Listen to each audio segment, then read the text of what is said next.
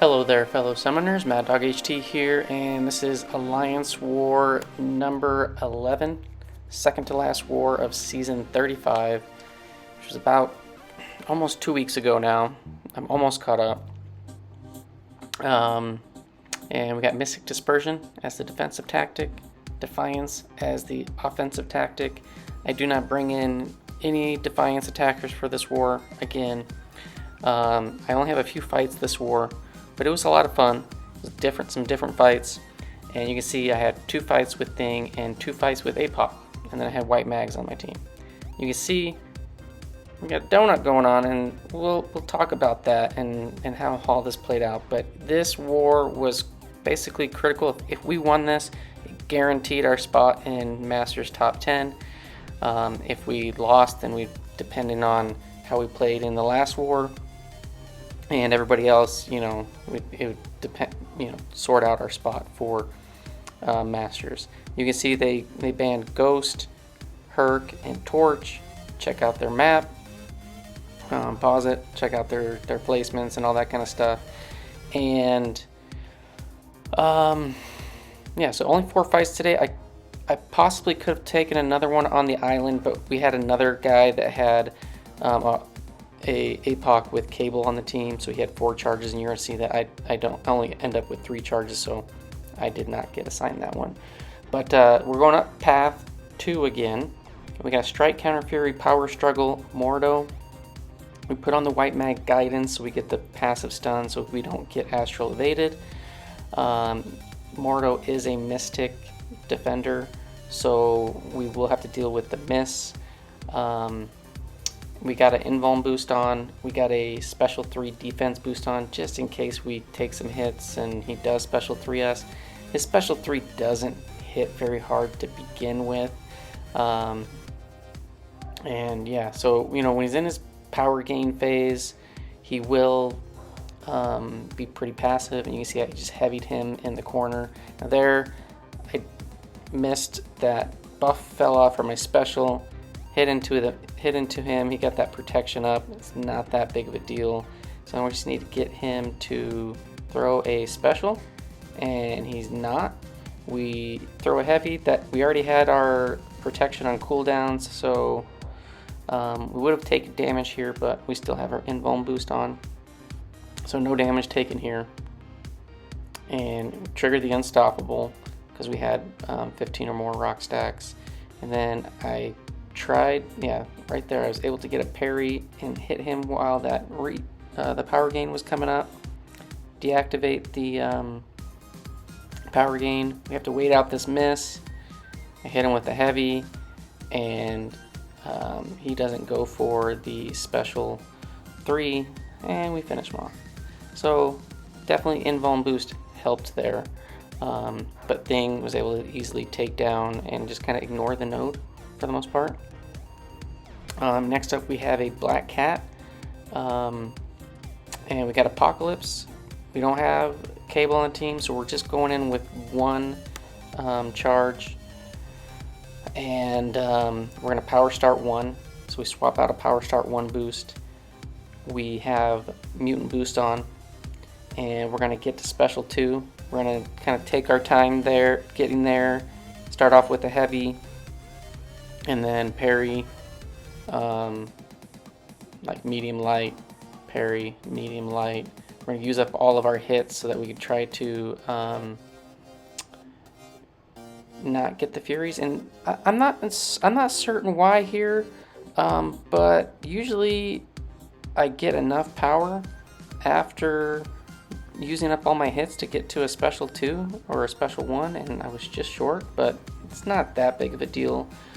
We get off the concussion first. I think I actually probably would have preferred to get the degen. I accidentally counter her heavy a little bit too early. Puts a bleed on us, which is actually not a bad thing. We get the bleed immunity because we do have a Kraven fight after this later, and the bleed immunity is nice. I didn't put on double edge or anything like that. And so 2 special 1s and 2 special 2s and a special 1 was plenty enough to take care of that black cat. Not a huge health pool there. And yeah, Apoc getting some action. And then we have white mags. We're going to put on another guidance for this fight. It says the Masochism, and strike, counter, fury, static defense, hit me, I dare you. So thing is immune to shock. We still have that power start 1 boost going. It's fairly irrelevant, but this is a rank 4 Sig 200 iHulk. It's a beefy boy, and it's really nice to just have the passive stuns on this, because I won't be triggering that Masochism. And then you can see I am going to be playing things straight up for the beginning of the fight. I'm going to get to 15 rock stacks, and then throw a special. Now, the reason why I'm throwing the special at 15 is because when you're at 20, you apply a weakness or a stun on the special 1 or special 2, and I do not want that to happen. There I wasn't at 15, so I didn't actually convert the rock stacks to furies, but we're going to throw it again in just a second. And the main reason I'm just doing this is because iHulk's health pool, it's big, it's a big beefy boy, and you know, if he triggers immortality, it's just going to make the fight go longer. Most likely he is. I do have assassins like 2 out of 5, but most likely assassins will get triggered. So we're just trying to get the furies so that we can do damage quicker. We're up to 35, boom, and we can throw no special. We're up to 50, so we're just shy. And then once we do get to max furies, we're just gonna go ham and not try to worry about the strike counters. And I do get my first fury there, not a big deal. Throw that special a little bit early as well. Didn't have the 15, and I think I'm gonna throw this one more special to convert, and then we're just gonna wail and not have to worry about the strike counter. Probably could have been a little bit more aggressive to make this go a little bit faster. You know, if he got some furies, it wasn't going to be the end, you know, a big deal. But here now we can just do full combos. We're going to let the passive furies build up. You can see he's almost a 15 gamma at 30%. So he will have the ability to trigger his immortality, and then we just got to be mindful of that. Dex is special too. Counter it, and we're just gonna hold. We're gonna hold on to our power, just in case we slip up. We don't want to let the protection go away without all the rock stacks. And so here we're gonna hit him, trigger the immortality, and another full combo. And then regen. Make sure we don't hit him while he's regenning, because you cannot. He'll just whiff. And I probably should have thrown the special 3, but there, finish him off. 3-minute fight. 3-minute fight. But thing did his job. 123 hits to nothing. And then the last fight I have is in section 2. I'm doing a shared path with my teammate Jay Goody. I think it was Jay Goody that we were going along with. I move up. Yeah, it's Jay Goody. So he's taking out that Mysterio with his Spider-Man 2099. I throw in a health pod in to heal up Apoc for that one hit that I took on the Black Cat fight. Again, I did get the bleed immunity from taking that hit, so it's kind of beneficial. And then we're going to move up to this Kraven. We're going to put on the White Mag's Guidance. We're going to put back on a new set of Power Back Mutant Boosts. We're going to put on another Power Start 1 boost. And basically try to nuke this guy down. Again, we're only at 2 charges, 2 genetic code. So we only get 1 debuff on the special still. We don't get like the stun into the block or anything like that. So not necessarily playing at Apoc's full potential, but he can still get some decent power. You can see I got over a full bar, which is pretty nice. And now we're just going to bait this out. It's got Aspect of Evolution, Kinetic Transference here, so we don't want to be taking any extra block hits to give him power.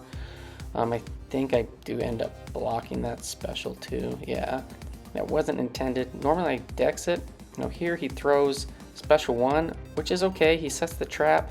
But the one nice thing about Apoc's specials are they're very long reaching across the map, so you can cross the traps, disable them, and throw another special 1. We get the poison off, so we got poison and concussion. I was hoping that would potentially kill him off. It doesn't. We're gonna bait one more special 1. I probably could have just parry heavied him, and the deep wounds bleed would probably have killed him with the 2 bleeds, just like that. But yeah, so we take Kraven down. That was our assignment, my assignment for this war. Again, we have like a void on the conflictor. We ended up taking that with an Apoc, but it wasn't mine because mine only had 3 persistent charges and we wanted 1 with 4. And I think Wareham took that. Great job. And we got a donut and they got a donut. So BG2, big zeros, but we beat them on time, which is good. So we were super stoked to get the donut, and we set ourselves up to basically, compete. We needed BG1 and BG3 to do their job, and then check out what happened. This was really, really killer. Is that we ended up dying 5 times. They ended up dying 7 times. But you saw that flash across. We got defeated, and you can see there, boom, right there, 148 attack bonus, and you're like, what the heck? 148 attack bonus. Somebody not able to finish their path? Not really, but that's exactly what happened. And this is what really killed our top 10 season. And here I took a screenshot. We had a guy stuck in section 1 that never came back, or section 2, right there at that portal. You can see right before the footloose node. We had tagged him, we had been pinging him, and you see I made a comment to the other team. It was their lucky day because they had 30 guys that actually executed their plans. We had a guy that didn't show up. I'm not going to name names. We know who it. If you've been in some chats, you probably know who it is.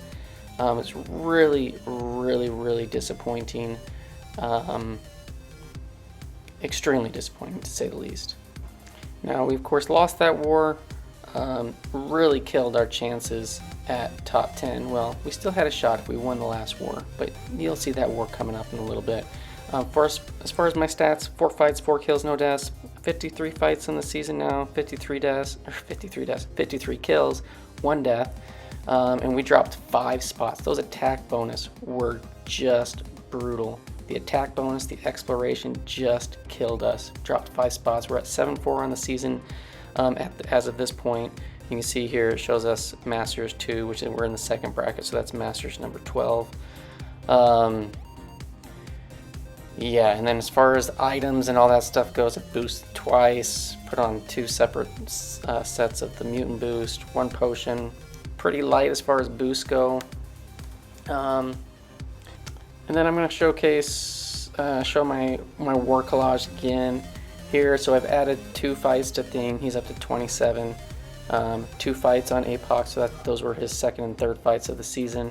I did not fight a long shot. So 2 wars in a row I didn't fight a long shot. The first 9 I did.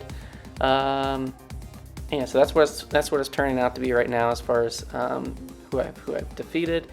And then just to kind of go on a little bit about what happened or how we dealt with this. So, up in the Masters brackets and stuff, the Alliance War environment's super competitive. And, there are some alliances that we're aware of that, when you join an alliance, you have to give your login credentials to officers in case they have to log in for fighting for you or for maybe a certain situation like this, where crap hits the fan and somebody doesn't show up. We don't do that. We're adults. We do everything by the book. We got 30 guys. You do your own assignments. You do everything. You do your own fights. We don't have anybody's logins. And this just kind of shows that even in the crappiest situations where this basically ended up costing us our Masters top 10 spot, a little foreshadowing as to what happened in the next war. But we weren't gonna try to. I mean, one, we couldn't because we didn't have any logins, but we would never even consider doing that as an option, like logging into somebody else's account and doing fights for them. So it really sucks. And you might say, well, how did you guys deal with that? So it was really terrible. The guy that missed 5 minutes after the war ended, he's like, "Oh, is the war over? Did I blow it?" I'm like, "Yeah, of course you blew it," And unfortunately, had we known about the situation that he was in, we probably could have adjusted because there's only nine pass, but it was never brought up. It was never mentioned. It was never mentioned that he wasn't possibly going to come back. And so what happened? Did we kick him immediately? We did not. We weren't really in a situation where we could replace somebody in the last war.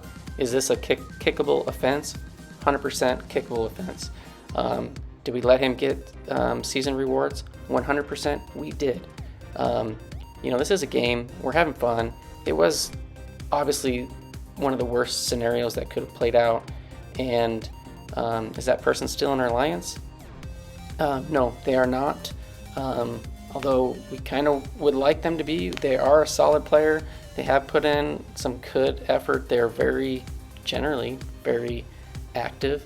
But there are consequences to people's actions, and they're no longer with our alliance. But we did let them finish out the season. Had it been earlier on in the season, particularly before the war cut off, I mean, even after the war cut off, if it was like 3 or 4 wars left, we probably would have made a change. But the only thing I have to say about this is, when you're given an assignment, complete it. Don't mess around. Don't waste your teammates' time, the officers' time.